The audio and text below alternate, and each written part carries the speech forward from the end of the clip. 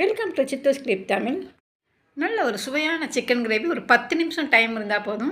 அதில் இந்த chicken gravy நல்ல சுவையாக சூப்பராக பண்ணிடலாம். சிக்கன் கிரேவி இப்படி பண்ணுறதுனால சப்பாத்திக்கு ரொம்ப ஆப்டாக இருக்கும். சிக்கனை நல்லா 2-3 தடவை அலசிட்டு மஞ்சள் ஒரு தடவை போட்டு நல்லா அலசி க்ளீன் பண்ணி தண்ணி இல்லாமல் இருத்து தனியாக வச்சுக்கோங்க ஒரு பாத்திரத்தில். அதில் 2 ஸ்பூன் தயிர், 1 டீஸ்பூன் தனி மிளகாய்த்தூள், 1.5 டீஸ்பூன் மல்லித்தூள், 1/4 டீஸ்பூன் கரம் மசாலா, 1 டீஸ்பூன் இஞ்சி பூண்டு பேஸ்ட். இப்போ இதிலே தனி மிளகாய்த்தூளாக போட்டிங்கன்னா கொஞ்சம் கிரேவி நிறைய வரும். சிக்கன் மசாலாவாக இருந்து அதை 2 டீஸ்பூன் போட்டு பிசைஞ்சு நம்ம அது மாதிரி செய்யலாம். நல்லா டேஸ்ட்டாக தான் இருக்கும். ஆனால் கிரேவி வராது. அதுக்காகவே இந்த தனி பொடிகளை நம்ம யூஸ் பண்ணுறோம்.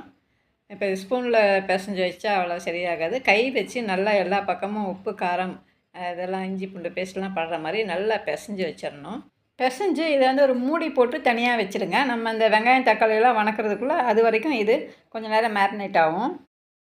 இப்போ அடுப்பில் ஒரு கடாய் வச்சுருக்கேன். ஒரு 4 டீஸ்பூன் எண்ணெய், ஒரு 1/4 சிட்டிகை சோம்பு, ஒரு சின்ன துண்டு பட்டை, ஒரே ஒரு ஏலக்காய், ஒரு 3 கிராம்பு, ஒரு சின்ன கறி இலை போட்டுட்டு எண்ணெயில் அந்த இது இன்க்ரீடியன்ஸ்லாம் பொரிஞ்சதுக்கப்புறம் ஒரு கப்பு வெங்காயம் கொட்டுறேன். ஒரே ஒரு பெரிய வெங்காயம் தான் பொடியாக நறுக்கி அதை கொட்டுறேன். இந்த வெங்காயம் வணங்குறது ரொம்ப முக்கியம்.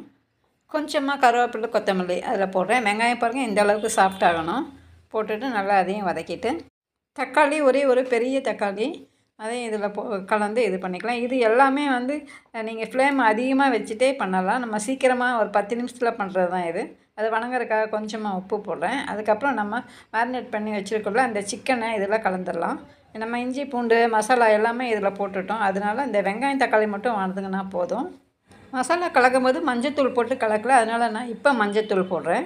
நீங்கள் மசாலா கலக்கும் போதே மஞ்சத்தூளும் போட்டு கலக்கிடலாம். இந்த சிக்கன் செய்கிற 10 நிமிஷத்தில் நம்ம ஒரு 2 நிமிஷமாவது இந்த வதக்கிறதுக்காக நம்ம ஒதுக்கணும். இந்த சிக்கன் நல்லா சுருங்கி இருக்கணும். அதே சமயத்தில் நம்ம பச்சையாக போட்டு எல்லாம் கலந்து மசாலாலாம் வச்சுருக்கறனால அந்த பச்சை வாசனை போகிற அளவுக்கு 2 நிமிஷத்துக்கு இது நல்லா இந்த மாதிரி நல்லா வதக்கி எடுக்கணும். இதுக்கப்புறம் தான் தண்ணி சேர்க்கணும். சிக்கன் தான் சீக்கிரமாக வெந்துடுமே. இப்போ நம்ம வதக்கின இந்த 2 நிமிஷத்துலேயே சிக்கன் நல்லா சுருண்டு பாதி வெந்து வந்துருச்சு. இப்போ கொஞ்சமாக ஒரு டம்ளர் மட்டும் தண்ணி ஊற்றிக்கலாம். அப்போ தான் சப்பாத்திக்கு நம்ம அந்த கிரேவியை தொட்டுட்டு சாப்பிட முடியும். தண்ணியை ஊற்றி நல்லா இப்படி கலந்து விட்டு ஒரு மூடி போட்டு ஒரு 3 நிமிஷத்துக்கு அப்படியே மூடி வேக வச்சிடலாம். 10 நிமிஷத்தில் நல்ல ஒரு சுவையான சிக்கன் கிரேவி சப்பாத்திக்கு சைட் டிஷ்ஷாக ரெடி பண்ணிட்டேன். நீங்களும் இதே மாதிரி ட்ரை பண்ணி பாருங்கள்.